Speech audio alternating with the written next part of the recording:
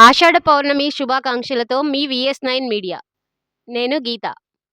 దక్షిణ అయోధ్యగా బాసిల్లుతున్న భద్రాద్రి రామయ్య సన్నిధిలో శ్రీరామచంద్రుని అపర భక్తురాలు గిరిజన మహిళ పోకల దమ్మక్క శ్రీరామచంద్రుల వారు తన స్వప్నంలో సాక్షాత్కరించి తను వెలిసిన ప్రాంతాన్ని తెలిపారని, అది గ్రహించిన పోకల దమ్మక్క ఆ స్వామివారిని గుర్తించి ఒక చిన్న తాటాకు పందిరిలో పూజించి నాటి తహసీల్దారుగా ఉన్న కంచర్ల గోపన్నకు తెలియజేశారని, ఆ సమాచారంతో భక్త రామదాసు ఆలయ నిర్మాణాన్ని చేపట్టినట్లు హితోక్తి.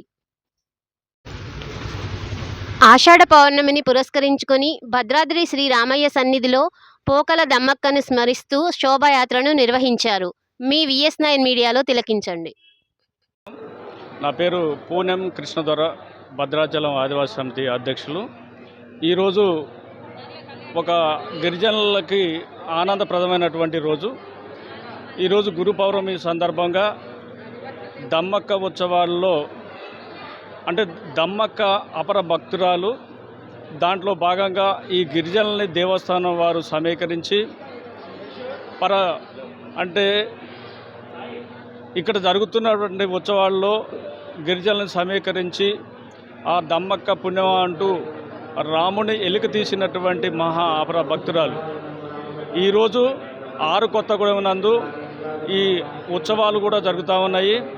ఈరోజు ప్రధానంగా ఈ దేవాలయంలో ఉన్నటువంటి ప్రముఖులన్నీ ఆదరపరిచి ఇక్కడ పూజలు, తర్వాత ఇక్కడ ఉన్నటువంటి అందరికీ కళ్యాణం చేసి ఇక్కడ ఉన్నటువంటి దైవాన్ని గిరిజనులకు అందించే విధంగా ప్రత్యేకించి మాకు ప్రత్యేకమైనటువంటి దేవస్థానం వారు ప్రత్యేకమైనటువంటి ఏర్పాట్లు చేయడం ఎంతో ఆనందపడతా ఉన్నాం.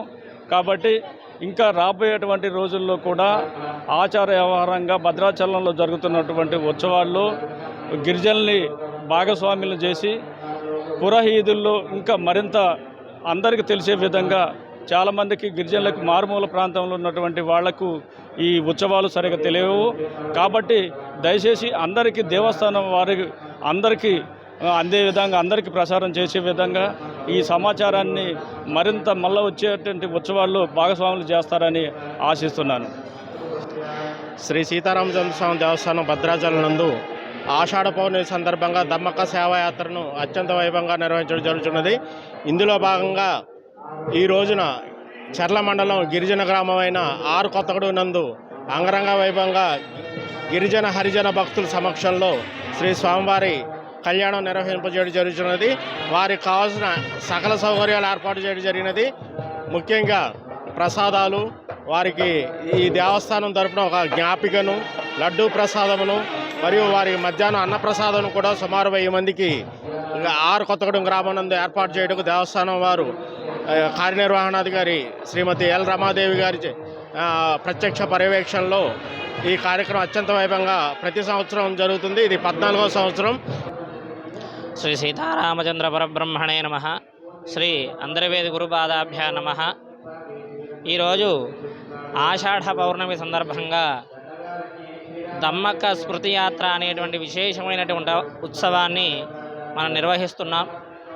ఈ యొక్క దమ్మక్క మనకి స్వామివారు వెలిసినటువంటి ఈ యొక్క కొండ ప్రదేశంలో నివసిస్తూ ఉండేది.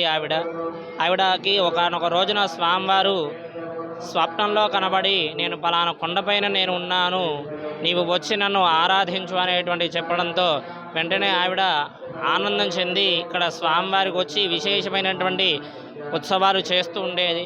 అంటే ఈ స్వామికి తాడాగ్రతో పందిరి వేసి తాడి పండ్లను నైవేద్యం పెడుతూ యథాశక్తిగా ఆనాడు శబరి ఏ విధంగా అయితే పూజించిందో ఆ విధంగా ఇక్కడ ఈ యొక్క దమ్మక్క పూజించింది.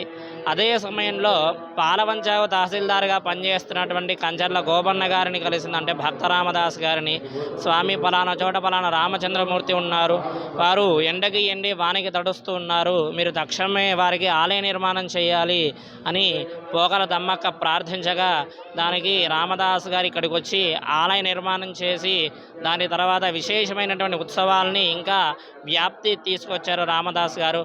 అలా గొప్పగా చేసినటువంటి దమ్మక్క యొక్క స్మృతిని, అంటే స్మరణాన్ని మనం స్మరించుకుంటూ ఈ యొక్క స్మృతి యాత్ర అనేటువంటి పేరుతో మన యొక్క ఇక్కడ విశేషమైనటువంటి ఉత్సవాన్ని మనం నిర్వహిస్తున్నాం.